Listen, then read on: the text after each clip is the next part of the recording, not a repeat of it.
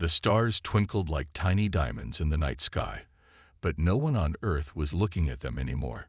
Everyone's eyes were fixed upward, toward the massive shapes that blocked out the moon and cast shadows over entire cities. The alien ships had arrived without warning, their sleek, metallic surfaces reflecting sunlight in eerie glimmers. They didn't speak at first. For hours, they simply hovered there, silent and unmoving, as if studying the planet below. Captain Ryan Carter stood on the balcony of a high-security command center, his hands gripping the railing tightly. He had seen many things in his career as a military officer, but nothing like this. Behind him, inside the room, scientists and generals argued loudly, trying to decide what to do next. The tension was thick enough to cut with a knife. Ryan turned to glance at Dr. Laura Bennett, who sat at a table covered with papers and computer screens. Her face was pale, her dark hair tied back into a messy bun. She hadn't slept in days, and it showed. Laura adjusted her glasses and leaned closer to the monitor in front of her. She was one of the few people in the world who understood how serious this situation really was. Over the past year, she had been tracking strange signals coming from deep space. At first, she thought they were random bursts of energy, but then patterns began to emerge, patterns that suggested intelligence. Now, standing here with an alien fleet looming over Earth, those patterns made chilling sense. "They're waiting," Laura said softly, more to herself than anyone else. "For what?" Ryan asked, stepping back inside. His voice carried a mix of frustration and fear. What could they possibly want? Before Laura could answer, the room went quiet. A low hum filled the air, growing louder until it vibrated through the walls. On the largest screen in the room, static flickered before resolving into an image, a towering figure with glowing blue eyes and elongated limbs. Its skin shimmered like liquid metal, shifting colors as it moved. It spoke, its voice deep and resonant, though not in any language anyone recognized. Instantly, translators began working to decode the message. Minutes passed, each one feeling like an eternity. Finally, the translation appeared on the screen. "You are corruptors. You will destroy yourselves and others. Surrender your world or face annihilation." The room erupted into chaos. Some shouted for immediate retaliation, while others pleaded for diplomacy. General Matthew Hayes slammed his fist on the table. "We can't just roll over. If we show weakness, they'll crush us." Ryan stepped forward, raising his hand to calm everyone down. "We don't even know why they're here yet," he said firmly. "Let's hear them out." But the decision wasn't theirs to make. Within minutes, news of the ultimatum spread across the globe. Social media exploded with panic, anger, and disbelief. Protesters gathered outside government buildings, holding signs that read "Fight Back" and "No Surrender." World leaders held emergency meetings, debating whether to comply or resist. In the end, humanity chose defiance. Messages were broadcast into space, declaring Earth's refusal to surrender. As the hours ticked by, the alien fleet remained eerily still. No attacks came. No further messages were sent, but everyone knew it was only a matter of time. Ryan looked out the window again, staring at the colossal ships suspended in the sky. Something about them felt wrong. Not evil, exactly, but calculating. Like they weren't just invaders, they were judges. Beside him, Laura sighed heavily. "Do you think we did the right thing?" she asked quietly. Ryan hesitated before answering. "I don't know," he admitted. "But whatever happens next, we'd better be ready." Outside, the stars continued to shine, oblivious to the storm brewing below. The days following Earth's defiant response to the Valith were a blur of activity. Governments around the world worked together in ways they never had before, setting aside old rivalries to focus on survival. Factories that once produced cars and electronics now churned out weapons and spacecraft components. Scientists labored day and night, racing against time to develop technologies capable of defending humanity from an enemy far more advanced than anything they'd ever faced. At the heart of these efforts was General Matthew Hayes, a gruff but determined man with decades of military experience. He coordinated global defense strategies from a high-tech command center buried deep underground. Maps lined the walls, showing potential battle zones, major cities, key infrastructure, and strategic points across the globe. Hayes barked orders into a headset, his voice steady despite the weight of responsibility pressing down on him. "We need every available soldier trained for space combat," he told an aide, "and double the patrols near orbital stations. If they strike, we can't afford to be caught off guard." Meanwhile, in a sprawling research facility outside Chicago, Samantha Sam Dawson worked tirelessly on Project Resurgence. A brilliant engineer with a knack for solving impossible problems, Sam spent most of her waking hours surrounded by wires, circuits, and holographic schematics. Her goal was ambitious: retrofit outdated satellites into orbital weapons capable of targeting the Valith fleet. It wasn't easy. Many of the satellites were decades old, their systems outdated and prone to failure. But Sam refused to give up. "If we don't try," she muttered to herself late one night, "we've already lost." Her determination inspired those around her, including Alex Rivera, a young technician who idolized her ingenuity. Alex often stayed late, helping Sam run simulations and troubleshoot glitches. Together, they managed to cobble together a prototype weapon, a laser cannon powered by redirected energy from Earth's power grids. They called it the Eclipse Cannon, named for its ability to temporarily blind enemy sensors. Though untested, it represented humanity's best hope of evening the odds against the Valith. Elsewhere, Captain Ryan Carter prepared for what might be the most dangerous mission of his life. Alongside Dr. Laura Bennett, he boarded the Odyssey, a newly commissioned starship designed specifically for reconnaissance missions. The ship gleamed under the hangar lights, its sleek design a testament to human ingenuity under pressure. As Ryan inspected the cockpit controls, Laura settled into a seat nearby, her laptop open as she reviewed data collected during the initial encounter with the Valith. "This isn't just about winning a war," Laura said suddenly, breaking the silence. "It's about understanding them. Why do they think we're corruptors? What does that even mean?" Ryan glanced at her, his expression thoughtful. "Maybe they're scared of us," he suggested. "Or maybe they've seen civilizations like ours destroy themselves before." Laura nodded slowly, her mind racing with possibilities.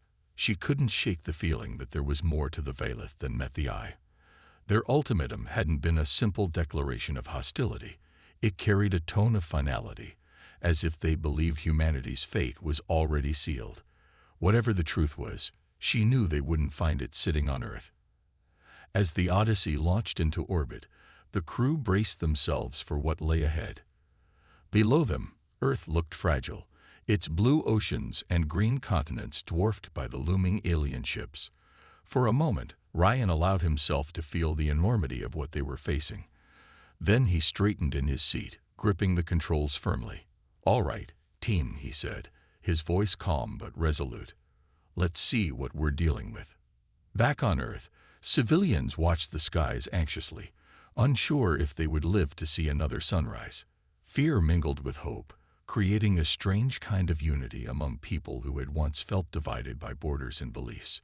Posters appeared in cities worldwide, bearing a single phrase: "This is our home. We fight for it." It became a rallying cry, a reminder that no matter how daunting the odds, humanity would not go quietly into the void. The Odyssey moved silently through the cold darkness of space, its engines humming softly as it approached the edge of the Valith fleet. Captain Ryan Carter sat in the pilot's seat, his hand steady on the controls. Beside him, Dr. Laura Bennett monitored the ship's sensors, her eyes glued to the screens in front of her.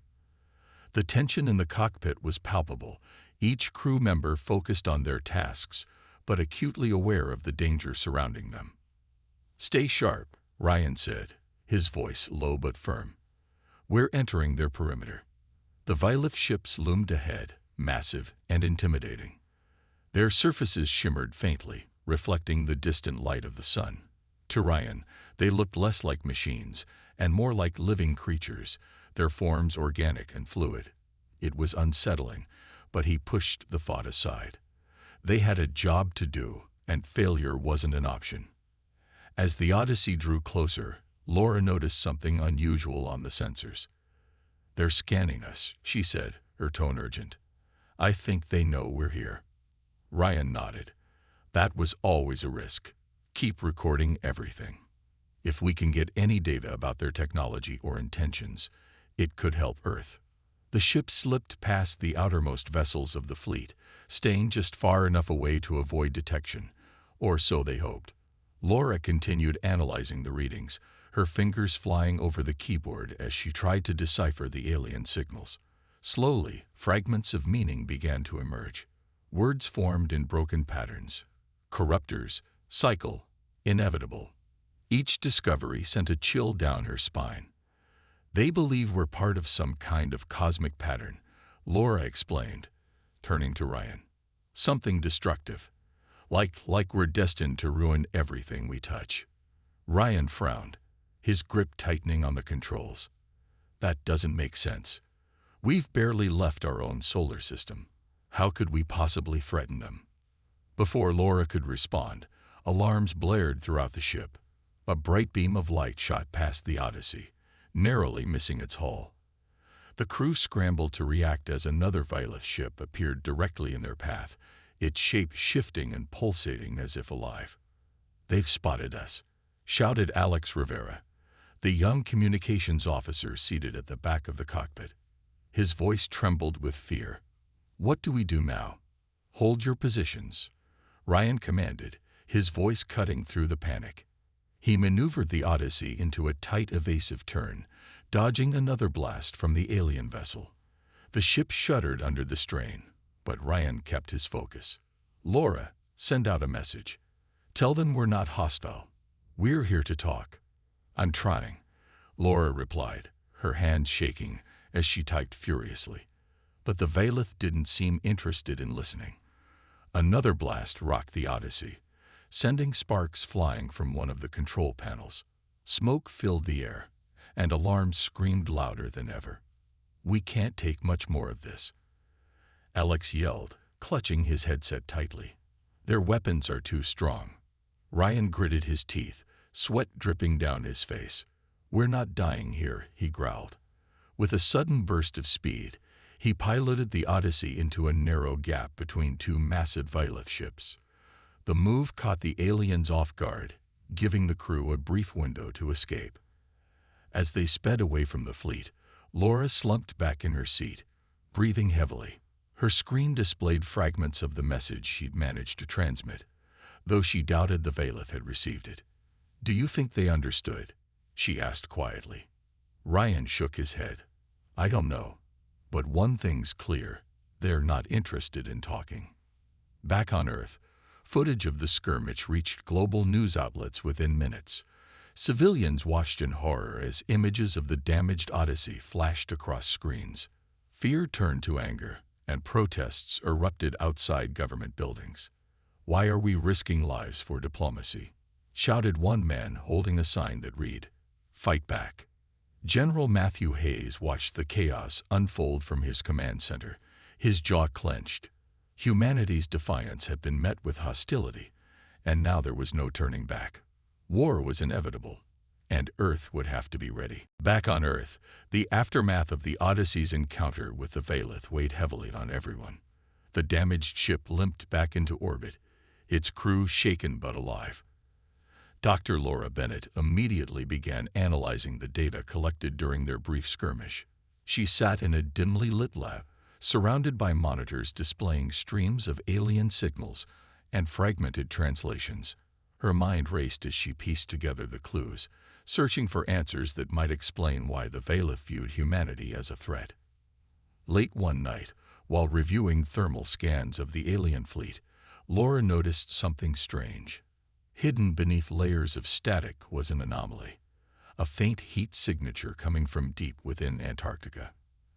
At first, she thought it was a glitch, but further investigation revealed it wasn't natural. This can't be right," she whispered to herself, leaning closer to the screen. Curious, Laura cross-referenced the coordinates with geological surveys and discovered ancient ruins buried miles below the ice.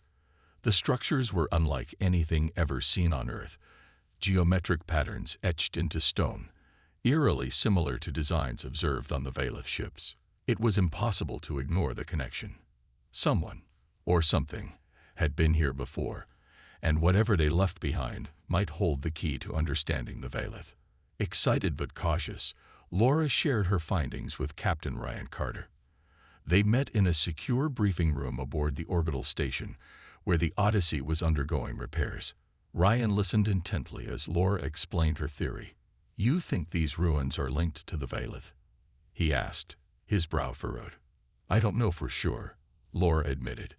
"But if we're going to figure out why they see us as corruptors, this could be our only lead." Ryan nodded slowly, his mind weighing the risks. Exploring the ruins would mean diverting resources and manpower at a time when Earth needed every advantage against the looming threat. But the potential payoff, knowledge about the Valeth's motives, was too great to ignore. "We'll need clearance from General Hayes," he said finally. "And we'll have to move fast." Meanwhile, tensions on Earth continued to rise. Civilians grew restless as governments imposed stricter rationing measures to support the war effort. Factories worked around the clock, producing weapons and supplies, while power grids strained under the demands of Project Resurgence. Samantha Sam Dawson pushed herself harder than ever, determined to perfect the Eclipse cannon. Sleep became a luxury she couldn't afford, and dark circles formed under her eyes. Still, she refused to slow down. "If we don't finish this, none of it matters," she told Alex Rivera, who often stayed late to assist her. As preparations for the cannon neared completion, news of the Antarctic discovery reached General Matthew Hayes. He convened an emergency meeting with top military officials and scientists. Laura presented her evidence, highlighting the similarities between the ruins and the Valeth technology. "This could tell us why they're here, and maybe how to stop them," she concluded. Hayes hesitated, his expression unreadable. "Sending people to Antarctica now is risky. We're stretched thin as it is." "But what if it gives us an edge?" Ryan interjected. "What if it helps us end this before it gets worse?" After a long pause, Hayes relented. "Fine. Assemble a team and get moving. But make it quick. If the Valeth attack again, we can't afford distractions." The decision came just in time. Hours later, reports flooded in of increased activity among the alien fleet. Ships shifted positions, forming tighter formations around Earth's moon. Then, without warning, the Valeth launched a surprise assault on the lunar base, critical hub for communications and surveillance. Explosions lit up the gray surface as human defenses crumbled under the relentless barrage. On board the orbital station, Ryan and Laura watched the devastation unfold in stunned silence. The loss of the moon base crippled humanity's ability to monitor the Valeth fleet, leaving Earth dangerously exposed. Laura clenched her fists, frustration boiling inside her. "We're running out of time," she said bitterly. Ryan placed a reassuring hand on her shoulder. "Then let's not waste any more of it. Antarctica is our next move, and maybe our last chance." The journey to Antarctica was anything but smooth. A small team led by Captain Ryan Carter and Dr. Laura Bennett boarded a transport shuttle designed for extreme conditions. Alongside them were two engineers, including Samantha Sam Dawson, who had insisted on joining the mission after learning about the ruins. Her technical expertise might prove invaluable if they found alien technology buried beneath the ice. The fourth member of the group was Alex Rivera, whose communication skills would be crucial for staying in contact with Earth. As the shuttle descended through thick clouds, the landscape below came into view. Endless sheets of white stretching as far as the eye could see. The cold was brutal, even inside the heavily insulated craft. Everyone wore thermal gear, their breath visible in the frigid air. Ryan stared out the window, his expression grim. "This place feels like the end of the world," he muttered. "It might be," Laura replied quietly, clutching a tablet filled with data about the ruins. She had spent hours studying the thermal scans, mapping out a route to the site. The coordinates pointed to a remote area deep within the frozen continent, far from any human settlements. Reaching it would require traveling across treacherous terrain, where blizzards and crevasses posed constant threats. Once on the ground, the team loaded their equipment onto a specially modified rover capable of navigating the icy wilderness. Sam worked quickly to ensure the vehicle's systems were functioning properly, her gloved hands moving with practiced precision. "If we lose power out here, we're done for," she warned, her voice muffled by her mask. No one needed reminding of the stakes. The ride to the ruins was slow and grueling. Winds howled around them, shaking the rover violently at times. Visibility dropped to almost nothing as snow swirled in every direction. Despite these challenges, Laura kept her focus, guiding the driver using GPS readings and occasional glimpses of landmarks half buried in ice. Hours passed before they finally reached the designated location. What they found took their breath away. Rising from the ice was a massive structure, its surface covered in intricate carvings that glowed faintly despite being buried for millennia. The designs matched those seen on the Valith ships, confirming Laura's suspicions. "This isn't just a ruin," she said, her voice trembling with excitement. "It's a message." The team set up portable lights and began exploring the entrance, which appeared to have been sealed shut long ago. Using tools brought along for the mission, Sam managed to pry open a narrow passageway leading deeper underground. Inside, the air grew colder, and an eerie silence enveloped them. The walls were lined with more glowing symbols, pulsating softly as if alive. Laura snapped photos and recorded notes furiously, her mind racing to decipher the meaning behind the markings. Meanwhile, Ryan kept watch, his hand resting on the grip of his weapon. He didn't like the feeling of being so vulnerable in such an alien environment. "Stay close," he reminded the others. "We don't know what else is down here." Their exploration revealed something extraordinary, a chamber containing a large pedestal-like object. At its center was a crystalline core emitting a soft hum. Sam approached cautiously, examining it with a handheld scanner. "This thing is generating energy," she said, awe evident in her tone. "I've never seen anything like it." Before anyone could react, the core suddenly flared brighter, bathing the room in light. A surge of information flooded their minds, not words, but images and sensations. Scenes of destruction unfolded before them. Planets consumed by fire, civilizations collapsing under their own hubris, and fleets of Valith ships intervening only to find themselves overwhelmed. It was a cycle, repeated endlessly across the galaxy. Laura gasped, tears streaming down her face. "They're not invaders," she whispered. "They're cleaners. They destroy species they think will cause harm, to themselves or others." Ryan frowned, absorbing the revelation. "Then why target us? We haven't done anything yet." "Maybe they don't care about intent," Sam suggested bitterly. "Only outcomes." As the vision faded, the group exchanged uneasy looks. Whatever humanity decided next, one truth was clear. Convincing the Valith to spare Earth wouldn't be easy, and time was running out. The team stood frozen in the glowing chamber, the weight of what they had just witnessed pressing down on them. Laura wiped her eyes, trying to steady herself as she processed the images burned into her mind. The Valith weren't conquerors or invaders. They were enforcers, tasked with eliminating civilizations deemed too dangerous to exist.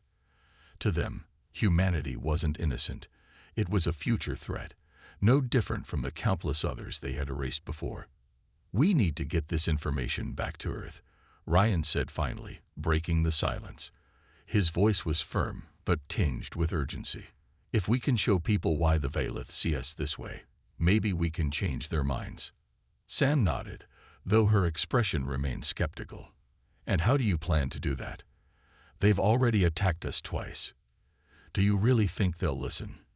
"It's our only shot," Ryan replied sharply. "If we don't try, then what? We fight until none of us are left." Alex shifted uncomfortably, glancing toward the exit. "We should go. Staying here feels Wrong. No one argued. Gathering their equipment, the group retraced their steps through the icy passageway and climbed back into the rover. The ride back to the shuttle was tense, each member lost in their thoughts. Outside, the wind screamed as if protesting their departure, and the endless expanse of white seemed colder and more desolate than ever. When they finally reached the shuttle, Sam immediately began uploading the data from the crystalline core onto secure servers for transmission to Earth. Laura sat beside her, reviewing the footage captured during their exploration. "This could be the key," she murmured, almost to herself. "If we can decode more of these symbols, maybe we can send a message the Valeth will understand." Ryan paced nearby, his mind racing. Every second counted now. If the Valeth launched another attack while humanity debated its next move, all hope would be lost. He radioed General Matthew Hayes, giving a brief update on their findings. "We're bringing back proof that the Valeth aren't just attacking out of malice," he explained. "They're doing this because they believe it's necessary. But there's still a chance. We have to show them we're worth saving." Hayes' response was cautious. "I'll share this with the Council, but I can't promise anything." "People are scared, Carter. Scared folks make bad decisions." Ryan clenched his jaw, but didn't argue. He knew Hayes was right. Fear had a way of clouding judgment, especially when lives were at stake. Still, he couldn't give up. Not yet. As the shuttle lifted off, heading back toward orbit, Alex noticed something strange on the radar screen. Captain," he said hesitantly. "There's something following us." Ryan moved quickly to the cockpit, his heart pounding. Sure enough, a small Valeth drone hovered nearby, its sleek form shimmering faintly against the dark sky. It hadn't fired yet, but its presence was unmistakable. "Stay calm," Ryan instructed. "Don't provoke it." For several agonizing minutes, the drone trailed them, keeping a steady distance. Then, without warning, it accelerated ahead, vanishing into the void. The crew exchanged uneasy glances. Whatever the drone had been doing, it wasn't good news. Back aboard the orbital station, the team delivered their findings to military leaders and scientists. Laura presented the decoded messages and imagery from the ruins, pleading for patience and understanding. "If we rush into battle, we'll confirm everything the Valeth fear about us," she urged. "But if we show restraint, if we prove we're capable of learning, maybe, just maybe, we can avoid total war." Her words resonated with some, but not everyone agreed. Arguments erupted in the command center, voices rising over whether diplomacy was still an option. In the chaos, Ryan stepped forward, his tone commanding. "Listen to me," he said, looking each person in the eye. "We owe it to ourselves, and to every life on Earth, to try. This isn't just about winning. It's about surviving." The plan was simple, though fraught with risk. Humanity would send a message to the Valeth, one final attempt to communicate their willingness to change. It would be broadcast using Earth's most powerful transmitters, amplified by satellites positioned strategically around the planet. The message included visual data from the Antarctic ruins, along with translations of the symbols Laura had deciphered. Above all, it conveyed one central idea: we are not what you think we are. Captain Ryan Carter supervised the preparation, ensuring every detail was flawless. He stood in the control room of the orbital station, watching as technicians fine-tuned the transmission equipment. Dr. Laura Bennett hovered nearby, double-checking the content of the message on her laptop. Her hands trembled slightly, but she forced herself to focus. This was their last chance. "We're ready," announced Alex Rivera, who had been monitoring the satellite network. "All systems are green." Ryan nodded, then turned to General Matthew Hayes, whose face appeared on a large screen connected to Earth's command center. "This is it," Ryan said. "Once we send this, there's no turning back." Hayes gave a curt nod. "Do it." With a deep breath, Laura pressed the button that initiated the transmission. A wave of energy pulsed outward, carrying humanity's plea into the depths of space. For several long moments, nothing happened. The Valeth fleet remained ominously still, its ships casting shadows over Earth like silent judges. Then, without warning, the alien vessels began to move. Smaller drones detached from the main fleet and descended toward Earth's atmosphere. Panic rippled through the command centers below. "Are they attacking?" someone shouted. "No," Laura said quickly, her eyes glued to the monitors. "They're scanning us. They're analyzing the message." As the drone swept across the planet, collecting data, Ryan felt a flicker of hope. Perhaps the Valeth were reconsidering, but his optimism was short-lived. Moments later, alarms blared throughout the station. One of the drones had intercepted classified files, not from the official transmission, but from a rogue source somewhere on Earth. "What's going on?" Ryan demanded, turning to Alex. "It's coming from Chicago," Alex replied, his voice trembling. "Someone leaked detailed plans for Project Resurgence." Laura's blood ran cold. The Eclipse cannon was supposed to be a secret weapon, hidden until it could be deployed. Whoever had leaked the information had just given the Valeth undeniable proof that humanity was preparing for war. Back on Earth, General Hayes received confirmation of the breach. His face darkened as he reviewed security footage revealing the culprit. Dr. Kenneth Cole, a senior scientist working alongside Sam Dawson. Cole had always been skeptical of diplomacy, believing humanity's survival depended on overwhelming force. Now his betrayal threatened to undo everything. Hayes ordered Cole detained, but it was too late. The damage was done.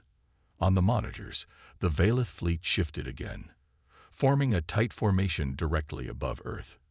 Another message blinked onto the screens. "Your actions confirm our judgment. There will be no further warnings." The room fell silent. Everyone knew what this meant. War was inevitable. Ryan clenched his fists, anger and frustration boiling inside him.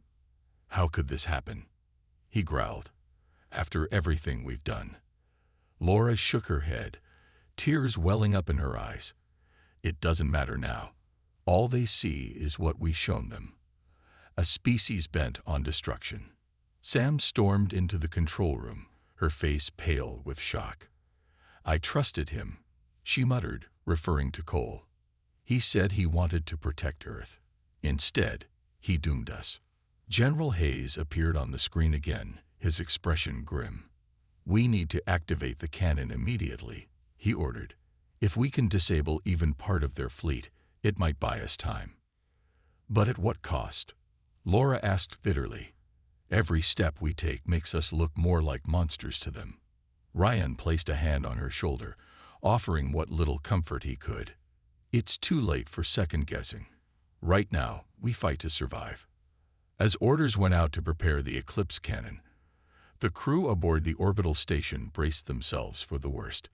Below them, Earth looked fragile, its cities glowing faintly beneath clouds of smoke and haze.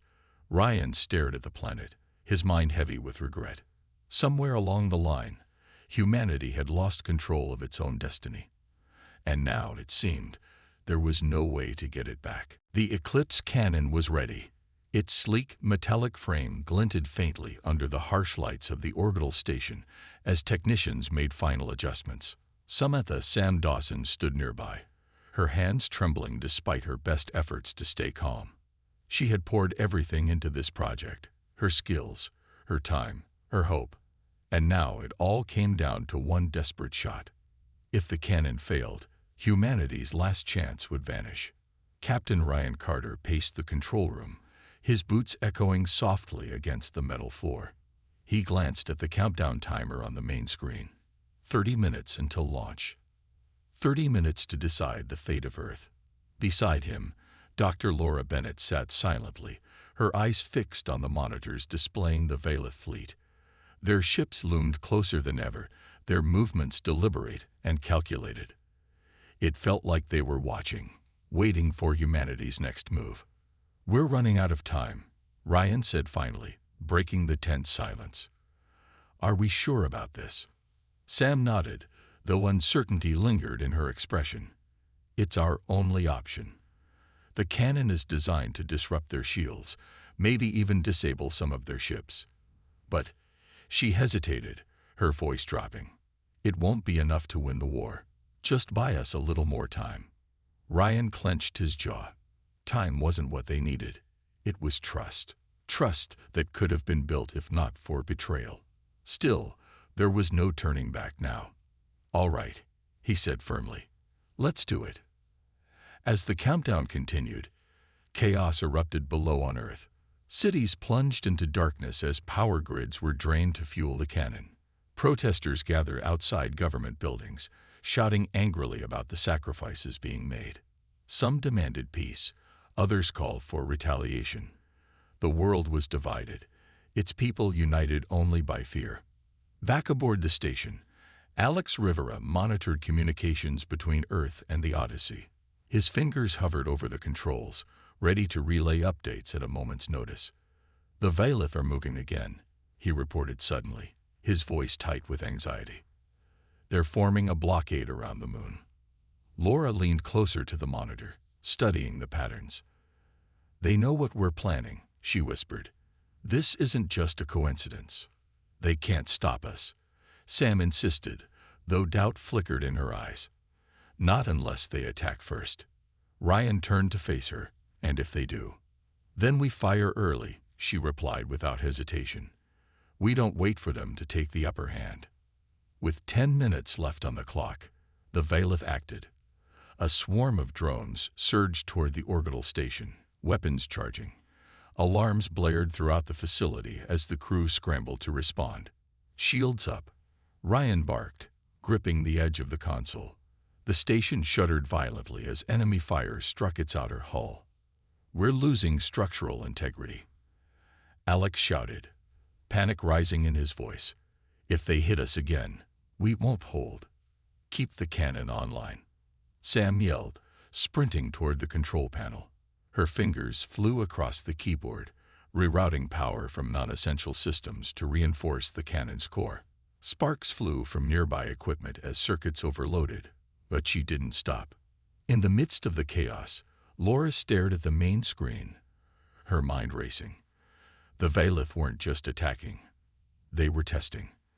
Testing whether humanity truly deserved a second chance. Every decision, every action, reinforced their belief that Earth was beyond saving. Tears streamed down her face as she realized the truth. The war wasn't about winning or losing.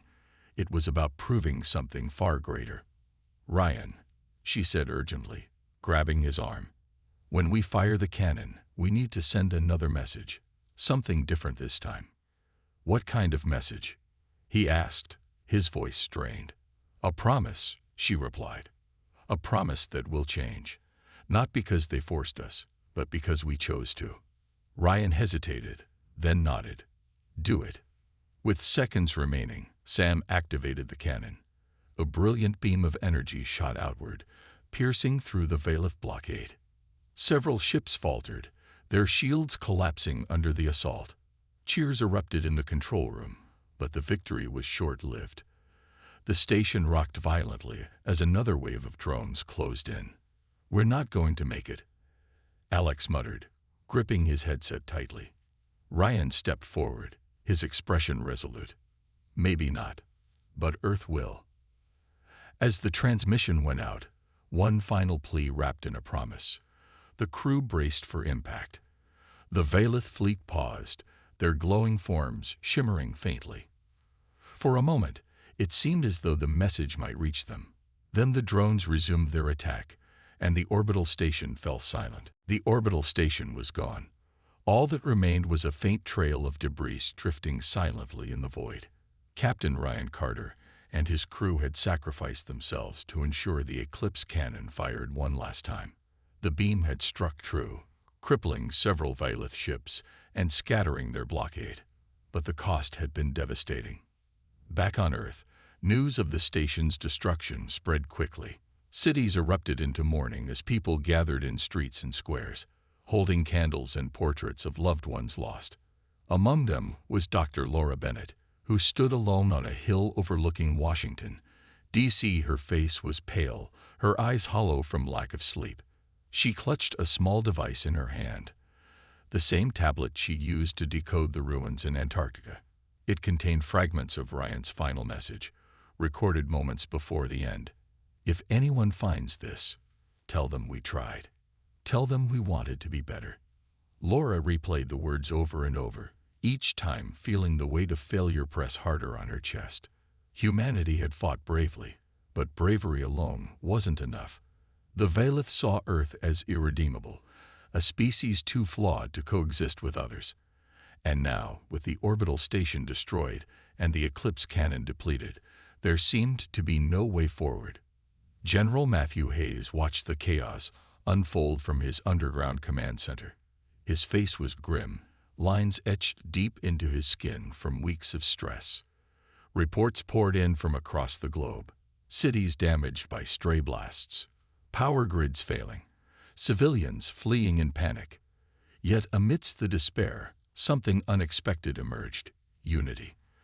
For the first time in decades, humanity wasn't divided by borders or beliefs. People came together, sharing resources, offering shelter, and working tirelessly to rebuild what had been lost. "It's not over," Hayes said aloud, though no one else was in the room. He stared at a map of Earth, dotted with red markers indicating areas hit hardest by the conflict. "We've survived worse. We can survive this." Project Resurgence shifted focus. With the cannon unusable, engineers turned their attention to repairing old defenses and fortifying key locations. Samantha Sam Dawson led the effort, pouring every ounce of energy into salvaging what remained. Though grief weighed heavily on her, Ryan's death hit her especially hard. She refused to give up. "They didn't die for nothing," she told her team during late-night meetings. "We owe it to them to keep going." Meanwhile, Laura dedicated herself to preserving the lessons learned from the war. She worked alongside historians and scientists to document everything: the ruins in Antarctica, the messages exchanged with the Valith, and the sacrifices made along the way. A museum was established in New York City, its walls lined with artifacts and holographic displays. Visitors walked through exhibits detailing humanity's mistakes and triumphs, reminded of both the fragility and resilience of life. Decades passed. The scars of war healed slowly, but they never fully disappeared. Monuments rose in honor of those who had fought, including Ryan Carter and the crew of the orbital station. Children grew up hearing stories of courage and sacrifice, learning about the price paid for peace. Earth flourished once more, its people united under a single government determined to prevent history from repeating itself. One day, an elderly Laura visited the museum. She moved slowly, leaning on a cane as she navigated the crowded halls. At the center of the main exhibit stood a hologram of Earth's final message to the Valith: "This war will be your mistake." Beneath it, a plaque read, "In memory of those who dared to hope." As Laura gazed at the display, a young girl approached her, tugging gently on her sleeve. "Why did they leave us?" the child asked, pointing at the image of the alien fleet. Laura smiled faintly, kneeling to meet the girl's curious eyes. "They thought we were dangerous," she explained softly. "But they were wrong. We proved them wrong, not with weapons, but with choices. Choices to learn, to grow, and to become something better." The girl nodded thoughtfully, then ran off to join her friends. Laura watched her go, a sense of quiet pride swelling in her chest. Humanity had survived, not because of its strength, but because of its ability to change. And perhaps someday, when the stars aligned just right, the universe would see that too. Years turned into decades, and Earth transformed in ways no one could have predicted. The scars of war faded, replaced by a world united under one banner: a single government that prioritized cooperation over conflict. Cities rebuilt themselves with towering structures powered by clean energy, their skylines glowing softly against the night. Humanity thrived, not just as survivors, but as innovators, determined to leave behind the mistakes of the past. Dr. Laura Bennett, now in her late 80s, spent much of her time traveling the globe, speaking at universities and conferences about the lessons learned from the Valith conflict. Her voice carried wisdom earned through loss and resilience, and people listened intently whenever she spoke. She often shared stories of Captain Ryan Carter and the crew of the orbital station, emphasizing their courage and sacrifice. "They didn't fight for revenge," she would say. "They fought so we could live differently." One crisp autumn morning, Laura visited the United Earth Monument, a sprawling memorial dedicated to those who had perished during the war. Its centerpiece was a massive sphere suspended above a reflecting pool, etched with the names of every person lost. Surrounding it were displays chronicling humanity's journey, from the first contact with the Valith to the final message broadcast into space. Visitors wandered quietly, some pausing to place flowers or handwritten notes at the base of the monument. As Laura walked among them, she noticed a young girl standing alone near the holographic exhibit of Earth's final transmission. "This war will be your mistake." The child stared at the words, her brow furrowed in thought. Curious, Laura approached her. "What's on your mind?" Laura asked gently, leaning down to meet the girl's eye level. The girl hesitated before responding. "Why did they think we were bad? We didn't do anything wrong." Laura smiled faintly, touched by the innocence of the question. "It wasn't about what we did," she explained. "It was about what they thought we might do. They saw our flaws, our greed, our anger, and assumed we couldn't change." "But we did change," the girl said firmly, as if stating the obvious. "Yes," Laura replied, her voice softening. "We did, and that's what matters most." The girl nodded, satisfied with the answer, then ran off to join her family. Laura watched her go, feeling the warmth spread through her chest. This new generation carried none of the fear or bitterness that had defined hers. Instead, they looked toward the future with hope and determination. Later that evening, Laura sat in her small apartment overlooking the city. On her desk lay an old photograph of Ryan and the crew of the orbital station, their faces frozen in time. She picked it up, tracing the edges with trembling fingers. "You'd be proud," she whispered. "We didn't just survive.